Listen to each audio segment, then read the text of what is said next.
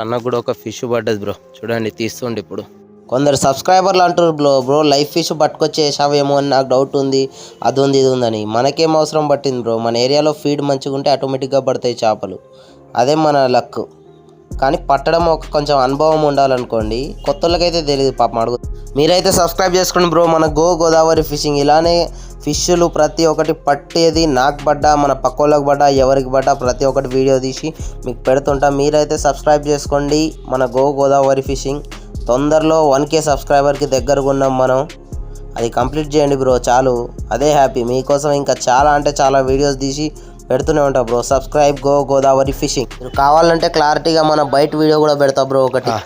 అన్నా ఇగో ఒక కాలు నీళ్ళలో పెట్టు, కూర్చొని తీసుకో, కూర్చో కిందికి కూర్చో ఆగు అట్లా పోయేటప్పుడు వదిలి కూర్చో అన్న, కూర్చొని తీసుకో, కూర్చొని చిన్నగా నీ కాళ్ళ కాడ వాల్చుకొని పట్టుకో.